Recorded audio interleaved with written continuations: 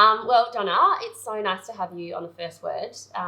We are all about telling the stories of mothers and what women in general go through when they have babies. They go through so much, but I thought you and I could have a really great chat about the financial independence. So you're an award-winning financial advisor with a passion for really promoting the independence of women. Having lost your husband at 38 and having two kids who are 10 and 8. 10 and 12 at the 10 and time. 12. You've obviously had that real experience of just how important it is to future plan, or at least be aware of particular things when it comes to the financial setup of families and individuals and women. Yeah. So it's such an important topic, the financial independence of women. So I think we've spoken before, and we thought the best way would be to create a character and give her a name and a situation, and then go through a series of questions based on that said person. So we can explore anything from her income to superannuation, savings, rising interest rates, and all the rest. So for the benefit of our viewers, we will go through the woman. So we've named her Anna. Anna's 35. She's got 2 children who are 4 and 2. She's married to a male, Tom. They're a dual salary household. So we've got Tom earning $150 per annum, and then Anna on a pro rata salary, bringing in about $39,000 a year. 2 separate super funds, so they've each got their own independent super fund. 1 joint bank account, which includes their mortgage of $650K. So I think the average mortgage for the average household is $500K. So we'll go to $650K. They've got 2 cars, about $10,000 in investments, and 2 kids at daycare part-time. So based on Anna, we'll go through some questions and sort of explore her financial setup and see if we can hopefully educate our audience, but also make them aware of things that might not have been known to them prior. Because I think now, with the economy being so complex and so hard with rising interest rates, I think now everyone's like, right, I really need to get an understanding, because things are starting to get quite scary. Absolutely. And just seeing their disposable income drop.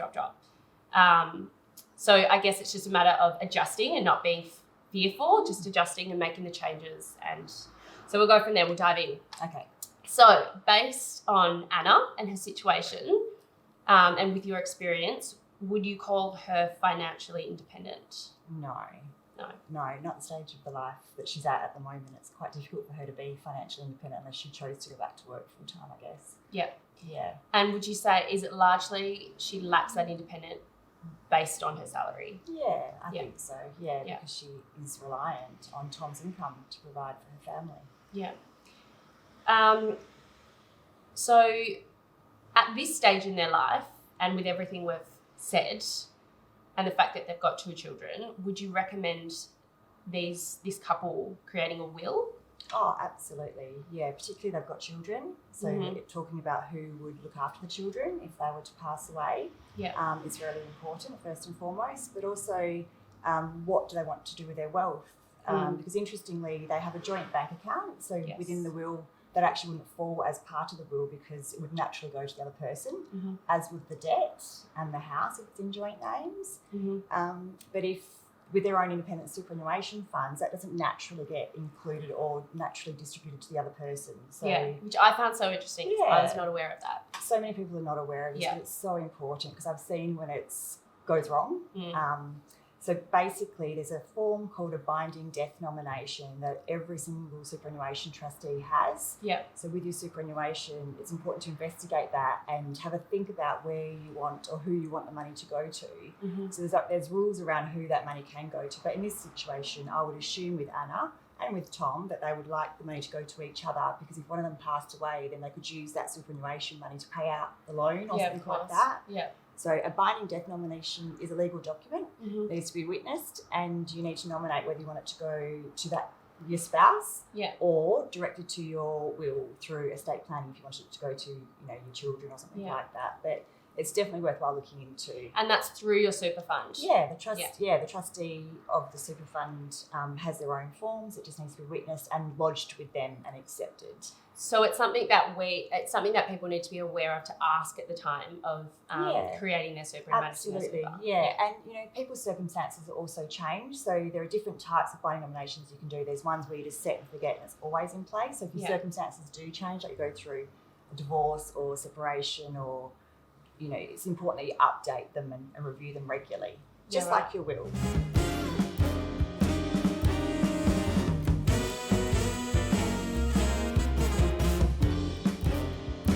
So in terms of their bank accounts, yes. This particular couple has a joint bank account, so everything that they bring in goes into that account, and all their expenditure comes out of that same account. Yeah. Would you say that's a reasonable setup? Yeah, I think it's a reasonable setup and it's quite common. Yeah. One thing that I'm a big fan of that lots of people are aware of these days is an offset account, where you have that savings account that offsets the loan value. So if they got $5,000 in there, then you don't pay. And the loan is the mortgage. Yeah, the loan is the mortgage. So that whatever value is in that savings account then offsets the interest. You don't get charged interest on that loan portion for that amount. Yeah, that makes sense. A big thing that I'm a big fan of, and I've always done this myself, is you can, as long as you're aware of what's coming in and out, so you're aware of what income comes in each month and then what expenses come out, and particularly if there's a surplus, it's good to have that money in there as long as possible, so you can get an interest-free credit card, providing you're disciplined to pay it off in full each month. You won't pay any interest on that. So it's only interest rate if you pay it off at the correct time, on time. Okay. Yeah, so that's the real push. That is the push, and that's the goal, I guess, for Anna and Tom, is ensuring that they are disciplined enough to have enough money and savings in their account that they've got sufficient money to pay that off every month, and therefore that money will stay sitting in their mortgage effectively for a longer period, and then they pay it off in full. But if they don't pay it off in full by the due date, you pay interest and at a high cost for that month. So in terms of Anna and women in general having their own, because I don't know if it's an old-fashioned thing or my mum says it to me, like you should always have a backup account or a financial independence that is away. Is that still something you suggest? Yeah, there's nothing wrong with having her own sort of cash reserves, as we would call it, or emergency fund in her own name independently. Yeah. Just so that's her safety net, but also them together as a couple. That's also an important, bucket of funds to have. Yeah. And it's certainly with the offsets, but for sure. Yeah. So I'm a big believer in a minimum of 1 month of your living costs to sit in a cash account as an emergency, because if there are emergencies or they need money or something breaks down, at least they've got that pool of funds to rely on rather than increasing debt unnecessarily. Yeah. But for Anna independently, for sure. Yeah. So that 1 month of salary, is that separate to the offset account? That can be in the offset account. In the offset account, for sure. Okay. So just making sure that they've got that money should anything go wrong or pop up, which things do. Yeah, absolutely they do. Okay, so with super.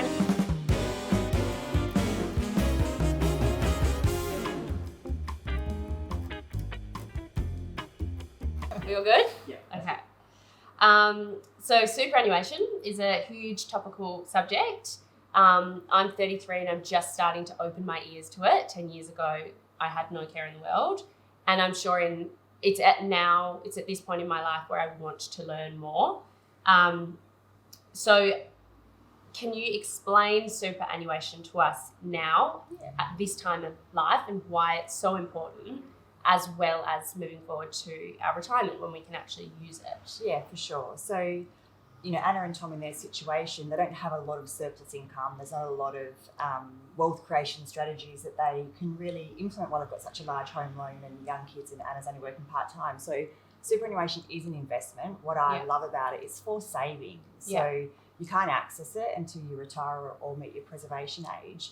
And it has the benefits of compounding interest. Yeah. So, it kind of capitalises on itself, if you like, over time and compounds those earnings. You also get choice in what you can invest in, and you've got time on your side, particularly at your age, to allow for the market cycles that we go through.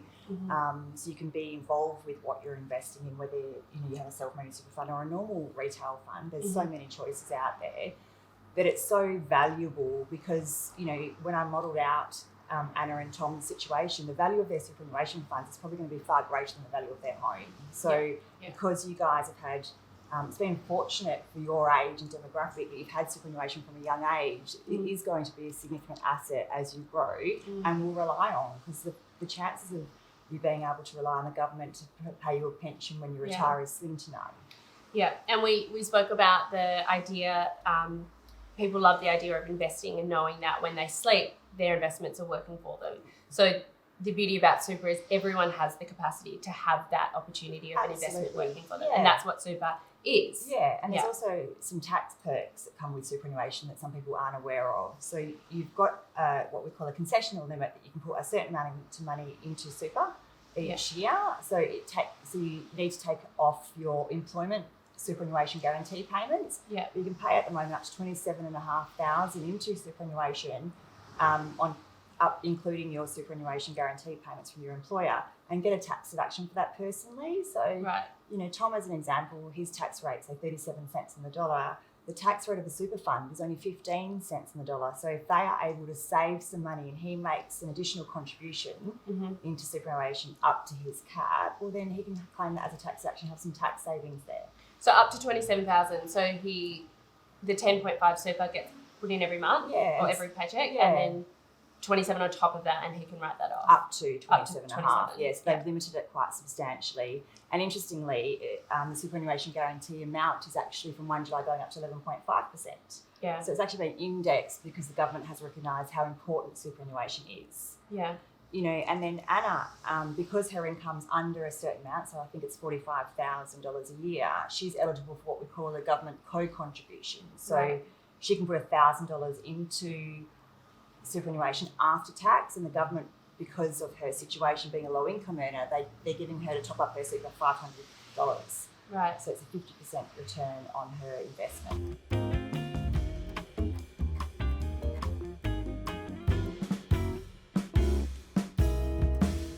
And we're at 10.5% now. Yes. Do you know where it started? Oh, I think it started at like 8%. Maybe. Oh, wow. Yeah, maybe even 5 a long time ago. Yeah. I should have done that research for you. No, that's fascinating. So on the topic of super, is it your advice that women join their supers with their partners, or if they keep it independent and join it at a later date, or always keep it independent? Yeah, so the only way you could kind of join them is if you open a self-managed super fund, and even then you keep your own member balances. And you said you would only recommend that. No, it's self-managed super funds, it's a lot of responsibility and it's quite expensive. So it's probably more for when they're in their, say, 50s or 60s if they want to. But these days, modern superannuation funds, retail, industry funds, there's so much investment choice within those platforms that people don't tend to open self-managed super funds unless they want more, not listed funds, or they want to invest in property or something like that. Yeah, right. So things that they can't invest normally on a normal retail fund because they're so price competitive. So if people have been married for 10 years and they've still got their independent super accounts, that's not abnormal. So it's common. Yeah, and more common than not. So my experience as an advisor, we rarely open them up these days because there's not a lot of benefits to do that, and we quite often wind them up because people don't want the responsibility when they get older, or they're busy with lives and they just want someone else to be responsible for and be the trustee of the super fund, because it's quite complicated and you're responsible for things as a director and trustee of that particular fund. And I guess when you're not familiar with the terminology that comes around superannuation, it can be quite complex. So it's safer. Oh, absolutely. Trusting you have the right person for someone to sort of take the lead for you. It is complex. Yeah, very complex. Yeah, superannuation is really complex, and they change the rules and legislation changes. It's often changing and evolving, so it's quite understandable that people don't understand it completely. It's complex. That's why people seek out advice, I guess, with financial advisors, because that's what we do day in, day out. Well, it's good. It's so nice to hear that it is complex, because I think I get very intimidated by the subject, so sometimes just ignore it, which I shouldn't ignore it, but it is a widely complicated issue. It's understandable. It's not a common thing, but it is important. It's really important to consider fees, what you're investing in, what the returns at the earlier are. stages of life. Yeah, for sure. So, what would you say in the case Anna and Tom did separate, or if Anna was to lose Tom? What do women not know? And we sort of touched on it earlier about how that his super, or their joint super, is treated at that point. Yeah. So if they were to divorce or separate, then the superannuation balances fall part of the asset pool. So they don't get to keep their own. It basically gets all pulled in together, and then whatever they decide to divide as an asset percentage, it just gets split. Yeah. So that's a new legislation for de facto couples since last year for us here in WA, but that's just standard now across Australia.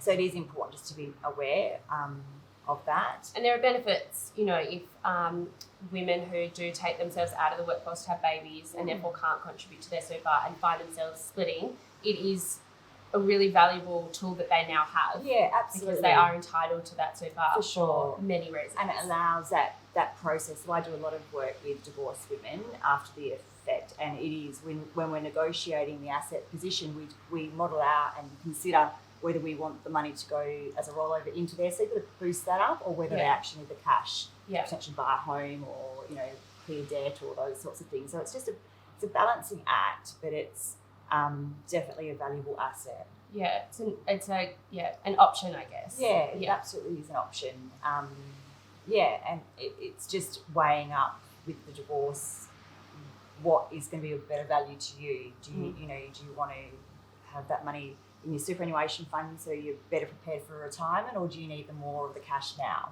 Yeah. Because the dollar position stays the same on the agreement. It's just how is that money paid out? Yeah. Okay. Again, at this time of life, so we've got Anna and Tom, 35, 2 kids, life insurance.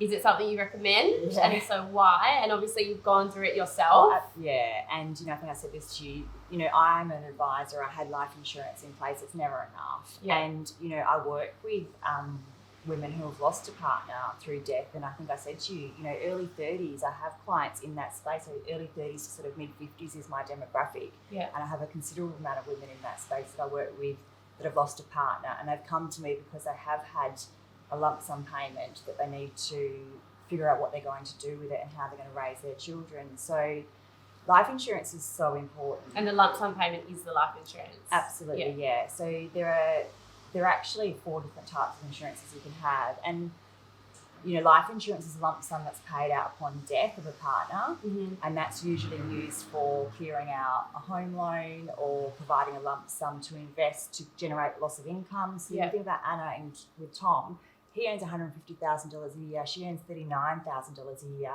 If he was to pass away, she would be in a position where if he had no life insurance, she's got a $650,000 home loan. She's got 2 young children. She's only she works part-time, but that in itself is a stress. That's a massive stress. And widely why you said before, she's not at that point, not financially independent for that very reason. Exactly. She's so reliant on Tom. So if he was to pass away, the situation would be even worse because his income would just go. So life insurance to me is just an essential item, and just as it is like insuring your house or your car. So you can set up life insurance in many different ways, and you can actually even fund it from your superannuation fund if required. Yeah. And quite often, if you have a look at your superannuation fund, you'll see that you actually potentially have life and TPD insurance in there. So just look at it, figure out, chat to your partner what you need, take it out. Mm-hmm. But there's also another insurance which I very much value as well. It's called total and permanent disability insurance. So if Tom was disabled and didn't die, Anna would be in a position where she'd be caring for him and the children. Mm-hmm. So that in itself, again, that's a really awful position to be in. So there's insurances, and they're not expensive. If you take, just having quality insurances in place, just for those, as we talked about the other day, it's, we don't hesitate insuring our car or our house or, our jewellery, but income and life I guess we all feel invincible to a point. Yeah, for sure. Maybe COVID did show us anything, it's that we're not. No. As humans, we are so far from. Yeah. So it's so good to future plan and just not expect the worst, but just know that anything's possible. You know, that's right. Both good things, but also tragic things, and or just really difficult things. Yeah, and you know, I just think, you know, just like the difficulty of having conversations with clients about establishing wills and, you know, those sorts of things, put it in place, and then at least you can just say it's in place. It's not going to happen. Will and I, my husband and I, we went and had a wine and did our will, and we saw people coming in, and they're like, "What are you doing?" And it felt so morbid to be like, "We're 3 years married, but we're doing our will." But at the same time, we feel better for having that in place, you know. And it's not a morbid thing; it's just simply a planning thing. It's just like anything else. That's right. And think about it from this perspective: if you didn't have a will in place, just say for instance, and you both passed away together, you know, that's a burden to your family, and that's what I see a lot of is family members, while they're heavily grieving, trying to navigate this estate planning, probate world, and it's awful. It's awful. Yeah. Moving on to interest rates. So, considering Anna and where she's at, what would you say Anna's household needs to prioritise in terms of getting through the interest rates that continuously seem to grow? I think just an awareness of where their money's going and what's coming in and what's going out, like I mentioned earlier.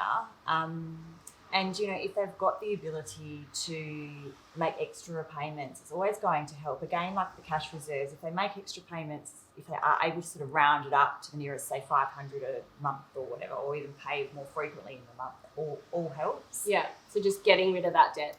Yeah, just getting rid of the debt, obviously still valuing superannuation like we've spoken about, but there are things, and just looking at ways and having more that awareness of where their money's going. And there are ways that you can save on money that, you know, it all adds up. It might sound like, you know, not much, but it all does add up. So things like, you know, if you pay your insurance premiums annually, you usually get like a 5 or 6 or 7 or 8% discount on that. Rather than quarterly or monthly. Yeah, so if they're aware of their cash flow, they could afford to pay, you know, health insurance or those sorts of things on an annual basis, because that adds up. Yeah, definitely. What I find when my kids were little, and what I find even now, I still do it because I hate food shopping, is food shopping online is amazing, because you can go on there and see comparison per like weights. You can do price comparison. You can just filter. You can probably filter through, and it most saves you things, and it tells you on which weeks are the things that you buy. And then they bring it to your door. Bring it to your door. I know, you don't have to save talk on to fuel. people. Yeah, that's right. So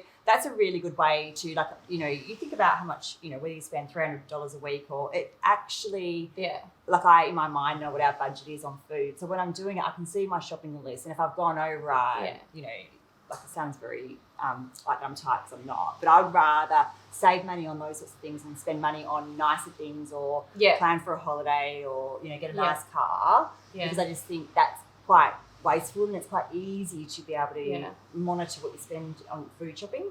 And it's amazing how organisation can actually... Organisation is the key. Meal planning, knowing what you're doing. So, because I know, for me, when I don't meal plan, or if I'm busy, that's when I go to, you know, the boat shed and buy a dinner. Or we go out for dinner unplanned. But I think it's just... And it's so easy to spend money. It's so easy. It's fun spending money. Yeah, it's but not like, fun budgeting. No, but even sometimes I'll get a coffee, and then Hamish will be complaining, so I'll buy him whatever it takes to shut him up. And it just adds up. And before you know it, it's 10 a.m. and you're, you know, $60 down the drain. You're like, I have nothing to show for that. And particularly now with inflation, which we've touched on, everything is really expensive. You know, inflation's at 7%. That's massive. I know. Like, we laugh about the coffee thing, because I mean, coffee is like $6.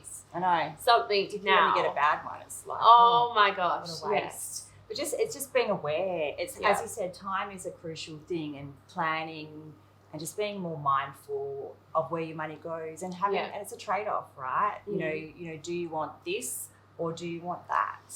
Yeah. Because we can't actually have everything. Yeah. Nor is that healthy. Yeah, absolutely. It is true. We can't have everything, but we can prioritise what actually means is valuable. And goals is a big thing. Like, I'm a big believer in goals. Set your goal, what's important to you, and plan for that. Yeah. And I think also investing into areas of life that actually give you more time. So sometimes bringing in an expense will save so so much, you know, moving forward, just sort of working out where you spend your time, what you value. I guess it's just a conversation of, okay, where can we make changes? Pulling back is a big one, but just where can we make changes? Yeah, and I think the first to be able to do that is just having that awareness of where your money's going. Like I spoke to you at the money website, you can get a great budget calculator and just put it in. You probably only need to do it once, but just to have an awareness. I would die if I put what we spend on paper. Right. Yeah. We need to do it, but I would die a slow death. But it would be so good to point out like the little things like you know, signing up to Netflix, Stan, Disney, and you add up all of that per month. You know, those, if you strip that back, all of a sudden, you know, you've got but it comes down to goals, right? So if that's your enjoyment, that's fine. Or would you rather have, you know, one or two and then go on a holiday? Yes. So it's just that, it's that trade-off. There's no right or wrong. There's absolutely not. It's just what's important to you. And is that important to you, or really just doing it for convenience? Yeah. And there's no value in that for you. It doesn't. Good point.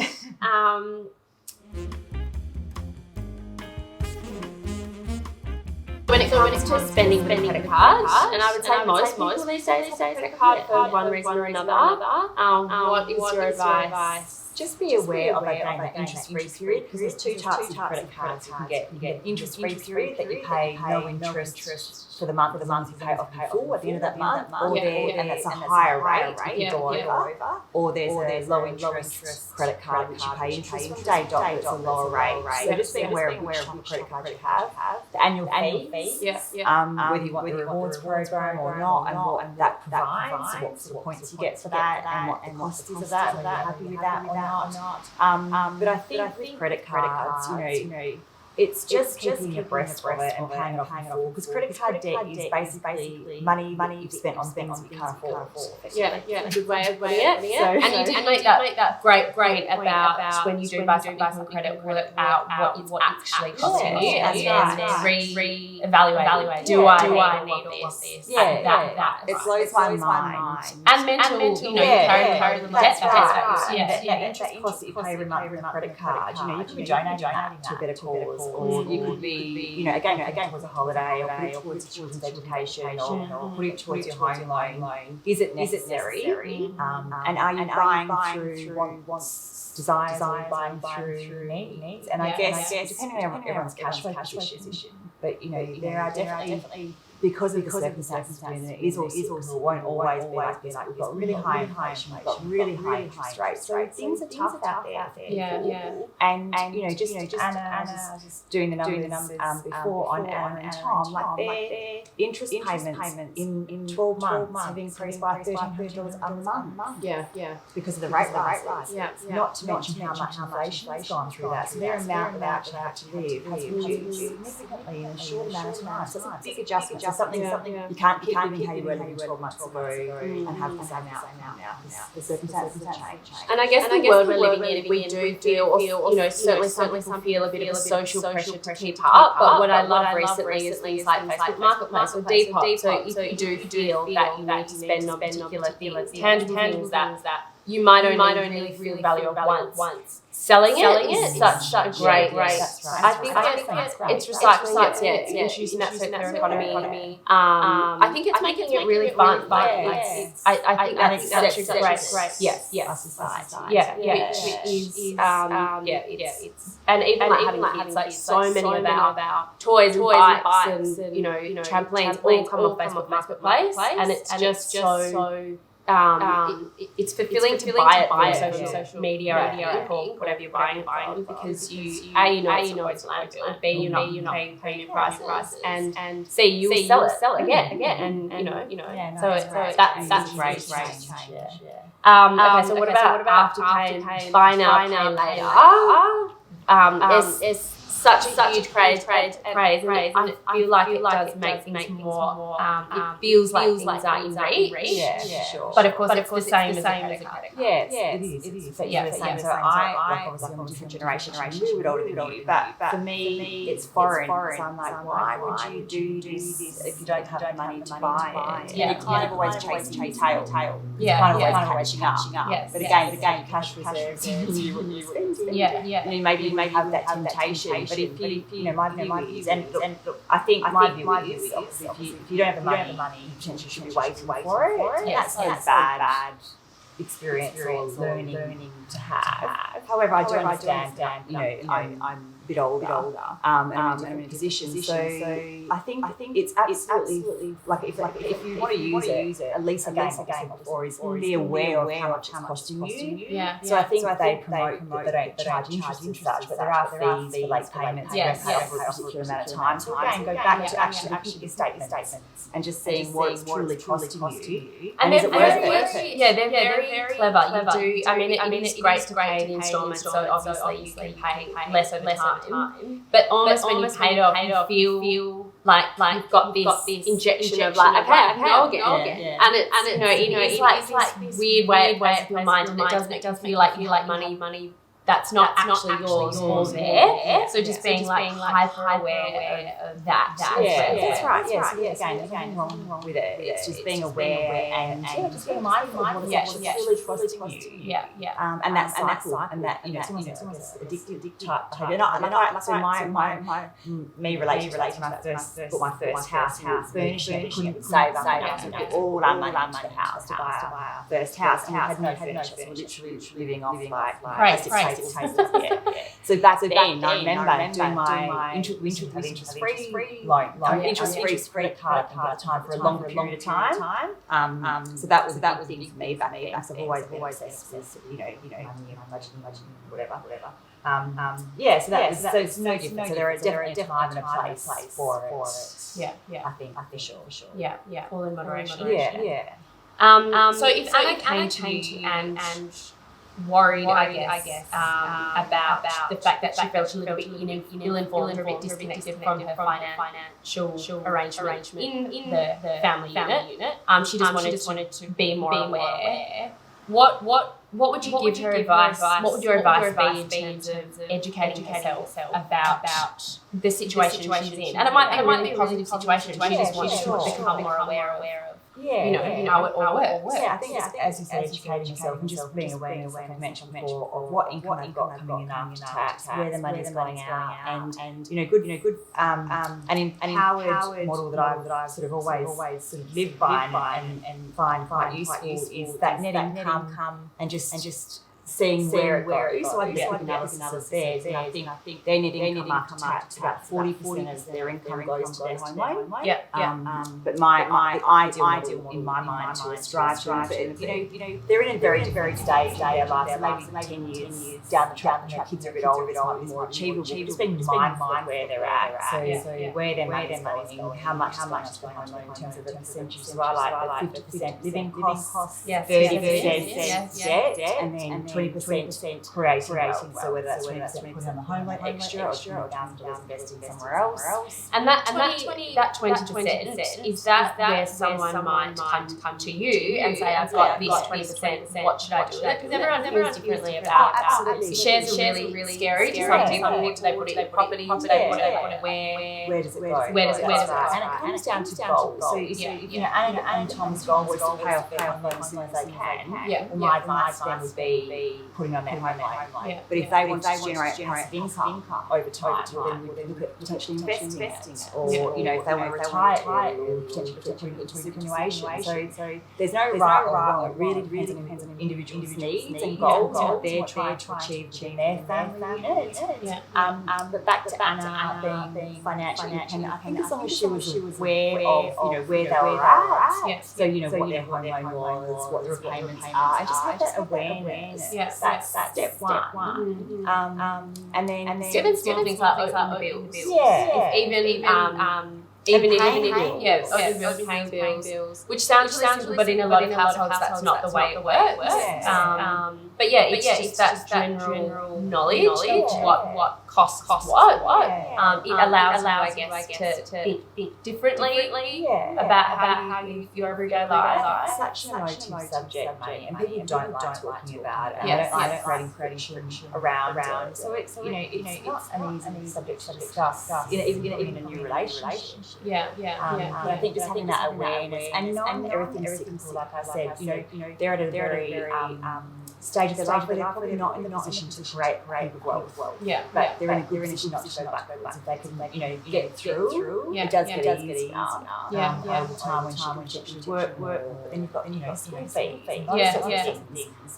So there are you can do strategies now. They have surplus income. We could they could things like investment bonds where you put money aside for the kids when they're older, there's tax benefits. There's all these things. They could seek financial advice or just research, education. I love what you said about people at the sort of with young kids, or just people in a relationship that want to move forward with their lives together. Talking to someone in your position and saying, okay, this is where we want to be in 20 years. We want our kids to go to these schools. We want to allow for X many holidays every couple of years, and work backwards from there to give them a little bit of structure around. Okay, well, what should we be aiming for this year, this month? That's really helpful. So powerful. Yes, as an advisor, we have sophisticated software modelling tools, and we basically input client situation and then do different scenarios.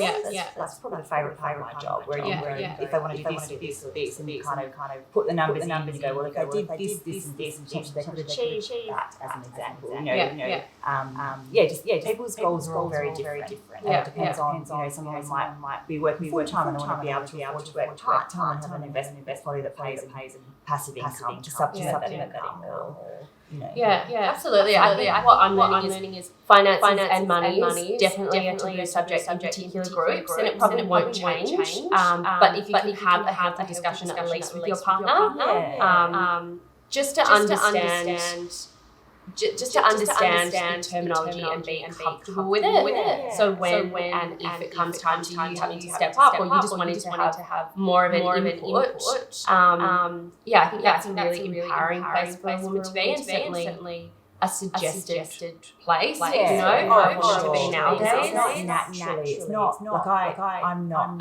It's not natural for women to naturally be interested in finances. It's nothing. Where did your interest come from? Through my childhood, actually. I lived in a family where my dad from making lots of money, so he lived a really good life, to not making money, and self-employed in the mining industry. Cyclical. So my mum was a stay-at-home mum until we all went to school full-time, and I remember watching her having no control. And she was very much reliant on my dad. And how was it for her? And I just from day dot, I was like, I'm never going to put myself in that position. So I'm a bit excessive, I think. But I think it's important to know you can be independently financial or financially aware in an independent place within a relationship. It doesn't mean within a relationship, within a family unit. And again, at these times when the economy is doing all kinds of things, and circumstances change. Because I said I work with women who have gone through death and divorce, and it's such a harder transition for the women who haven't been involved with the financial affairs, and then all of a sudden have to be, whether they like it or not, they need to take that responsibility and make choices about where their money's going to go, what house they're going to buy, how much they're going to borrow. So we don't always. Life happens. It's not always.